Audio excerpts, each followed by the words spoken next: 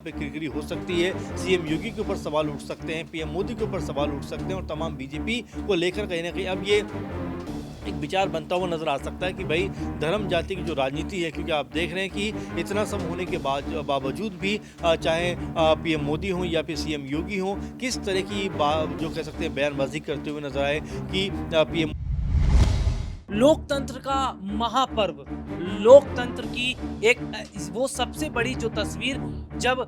चुनाव होते हैं और आज का दिन सबसे बड़ा दिन है क्योंकि आज चुनाव केवल उत्तर प्रदेश में नहीं, आज चुनाव महाराष्ट्र में भी हो रहे हैं, आज चुनाव झारखंड में भी हो रहे हैं, आज चुनाव बिहार में भी हो रहे हैं। लेकिन क्या ये जो चुनाव हो रहे हैं ये निष्पक्ष तरीके से हो रहे हैं? क्या लोकतंत्र में चुनावों के दौरान जो वोटिंग पड़ रही है, इन सब के दौरान जो खबरें सामने आ रही है, क्या ये सवाल शासन प्रशासन पर नहीं खड़ा करता? क्या चुनाव आयोग पर तमाम सवाल नहीं खड़े होते? क्योंकि शिकायतें और दिक्कतें एक जगह से नहीं है, शिकायतें और दिक्कतें तमाम उन जगहों से आ रही हैं जहां पर या तो वोटर्स को धमकाया जा रहा है या तो वोटर्स को ये कहा जा रहा है कि आपका लिस्ट में नाम ही नहीं है तो आप वोट नहीं डाल सकते। उत्तर प्रदेश में आज का दिन अग्नि परीक्षा का दिन रहेगा योगी आदित्यनाथ के लिए और अखिलेश यादव के लिए भी, क्योंकि उत्तर प्रदेश में जिन 9 सीटों पर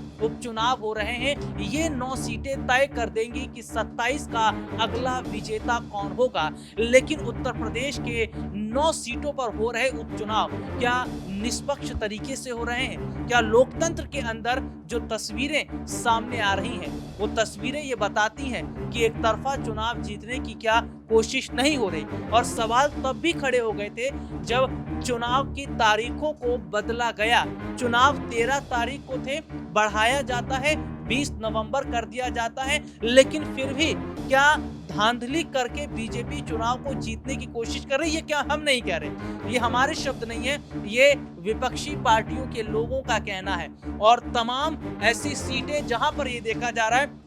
यहाँ जहां पर या तो वोटिंग की रफ्तार को स्लो कर दिया गया है या तो लोगों को वोट नहीं डालने दिया जा रहा है। एक सीट हो तो चलिए मानते हैं कि कुछ दिक्कत होगी, लेकिन अगर 6 से 7 सीटों पर यह हाल है तो फिर समझ लीजिए कि क्या भारतीय जनता पार्टी के लिए जो बात कही जा रही थी उपचुनावों से पहले कि इनके हालात ठीक नहीं है वो होता नजर आ रहा है। करहल सीट हो, सीट सीसामऊ की हो, सीट कुंदरकी की हो, कटहरी जैसी सीट हो, तमाम मैं अपने दर्शकों को बताऊं मीरापुर सीट वो भी बहुत बड़ी सीट है। तमाम सीटों का जिक्र आज हम करेंगे, लेकिन सबसे बड़ी खबर ये निकल कर सामने आई है कि चुनाव आयोग पर सवाल तो खड़े हो ही रहे हैं, इसके साथ ही साथ ये भी कहा जा रहा है कि चुनाव को दोबारा करवाया जाए, ये विपक्ष कह रहा है। क्या है माहौल चुनाव का और क्यों विपक्षी पार्टी के जो तमाम बड़े बड़े नेता हैं इस चुनाव को रद्द कराने की बात कर रहे हैं या तो इस चुनाव को सिरे से नकारते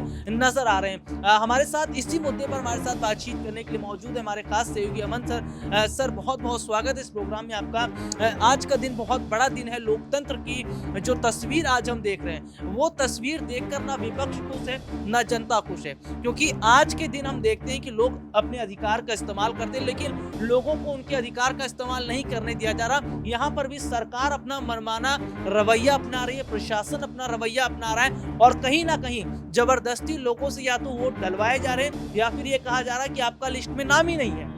देखिए राहुल, जाहिर सी बात है, इस बात को लेकर खुद अखिलेश यादव ने जो अभी एक वीडियो शेयर किया जिसमें पुलिस बहुत सारे पुलिस वाले हैं, तमाम लोगों के जो आईडी कार्ड है वो चेक करते हुए नजर आ रहे हैं। लोग कह रहे हैं कि ये गैर ज़रूरी है, गैर संवैधानिक है कि आप जो हमारे वोटर आईडी कार्ड चेक नहीं कर सकते, लेकिन पुलिस वाले कह रहे हैं कि पहले आईडी कार्ड यहाँ चेक होंगे उसके बाद आप बूथ पर जा सकते हैं। देखिए तानाशाही का जो मंजर है वो नज़र आता है, क्योंकि अपने अपने नियम होते हैं, अपने अपने कार्यक्षेत्र होते हैं, लेकिन जो कार्यक्षेत्र अपना ना करके दूसरे कार्यक्षेत्र में हस्तक्षेप करने की कोशिश कर रहे हैं जितने भी पुलिसकर्मी हैं उनको लेकर अखिलेश यादव ने कहा है साफ तौर पे कि उनको निलंबित किया जाना चाहिए। और देखिए जिस तरह की कह सकते हैं दबाव बनाकर कहीं ना कहीं वोटों को लेने का प्रयास किया जा रहा है वो भी कई तरह के सवाल खड़े करता है, क्योंकि राहुल जी आप देखिए कि लगातार बीजेपी नेताओं की तरफ से ये बात पहले से भी देखी गई है कि जो कॉन्फिडेंस नज़र आना चाहिए वो आत्मविश्वास नज़र बीजेपी के अंदर नहीं आता। सबसे पहली चीज़ तो तभी देखी गई जब मिल्कीपुर सीट के ऊपर चुनाव नहीं कराने का फैसला किया गया। इसके बाद खबर आती है कि भाई अब चुनाव जो है 13 तारीख को ना होकर 20 तारीख को चुनाव होते हुए नजर आएंगे। उसको लेकर भी अखिलेश यादव ने तमाम तरह से बीजेपी को घेरा और तमाम तरह के आरोप उनके ऊपर लगाए। तो जाहिर है कि यहाँ पर अगर लोगों को मतदान करने से रोका जाएगा, खासकर एक विशेष समुदाय के कह सकते हैं को लेकर जिस तरह की वीडियो और तमाम खबरें सामने आ रही है, उससे ये पता चलता है कि यहाँ पर बीजेपी जो है वो घबराई हुई से नजर आती है। उसको पता है कि अगर यहाँ पर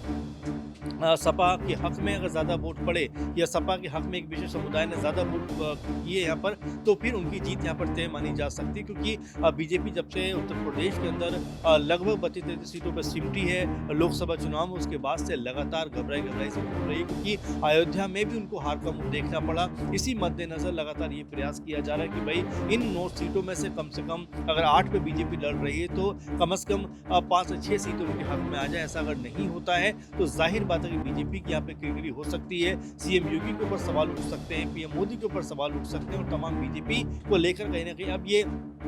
एक विचार बनता हुआ नजर आ सकता है कि भाई धर्म जाति की जो राजनीति है, क्योंकि आप देख रहे हैं कि इतना सब होने के बावजूद भी चाहे पीएम मोदी हो या फिर सीएम योगी हो, किस तरह की जो कह सकते हैं बयानबाजी करते हुए नजर आए कि पीएम मोदी ने तो यहाँ तक कहा कि अब आपकी बेटी तक को घर चले जाएंगे, सीएम योगी कहते नजर आए कि जो है बटेंगे तो कटेंगे। तो इस तरह की बयानबाजी जो अब बेअसर साबित हो रही है और लगातार जो अखिलेश यादव है या समाजवादी पार्टी के नेता हैं रामगोपाल यादव ने भी ये बात कही है कि अगर बीजेपी ईमानदारी से चुनाव लड़े तो एक भी सीट जीत नहीं पाएगी।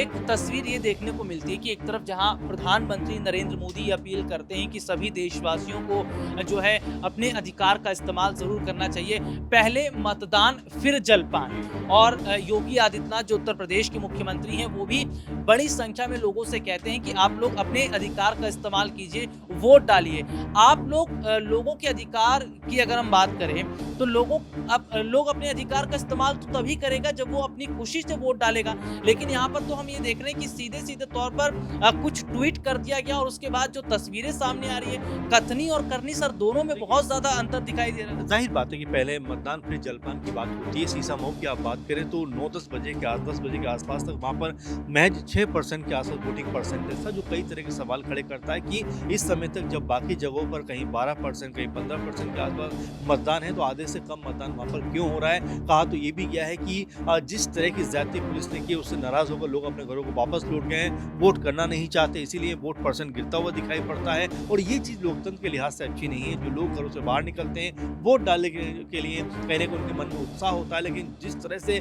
पुलिस उनके साथ में सलूक करती हुई नजर आती है वो कई सवाल खड़े करती है कि आप अपना ID कार्ड दिखाइए, तमाम नाम पूछते हैं, कहाँ रहते हो, क्या करते हो, और इस चक्कर में कम से कम 15 से 20 मिनट या फिर आधा घंटा तक खराब कर देते हैं और लोगों के साथ में अनाप शनाप बयानबाजी, अनाप शनाप सवाल करते हुए नजर आते हैं। और इसके बाद जो लोग हैं वो गुस्से में आकर वापस लौट जाते हैं और ये बड़ा कारण है कि जो चुनाव परसेंट का लगातार कम होना, लगातार घटना, क्योंकि अगर लोगों में उत्साह का संचार होगा और कहीं ना कहीं उसको रोका जाएगा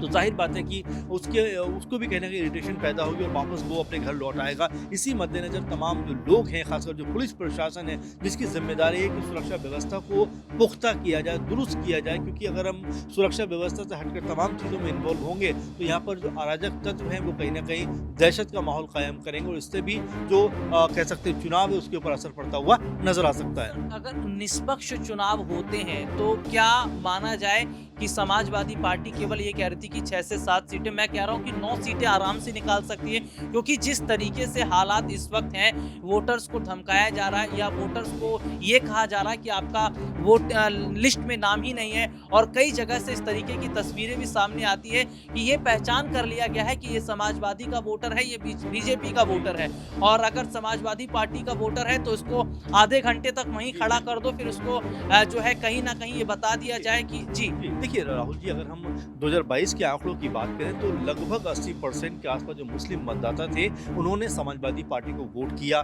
2024 की बात करें तो लगभग 90% के आसपास जो मुस्लिम मतदाता थे उन्होंने फिर सपा को वोट किया। तो सीधे तौर पर समझा जा सकता है कि बीजेपी खौफजदा है कि अगर मुस्लिमों का इतना बड़ा कह सकते हैं कि समूह अगर सपा के पक्ष में जाएगा तो जाहिर बात है कि बीजेपी के अंदर यहाँ पर खलबली मचना तय है और पीडीए की बात लगातार होती है। अब देखिए कुंदर की सीट के ऊपर की अगर बात करें तो अखिलेश यादव के खिलाफ जिस तरह से बीजेपी ने एक हिंदू प्रत्याशी उतारा, लेकिन हिंदू प्रत्याशी भी टोपी लगाने को मजबूर हो गया। तो क्या फिर बीजेपी को ये नहीं होना चाहिए था कि अगर सपा को बराबरी टक्कर देनी है तो किसी मुस्लिम प्रत्याशी को कैसे उतारना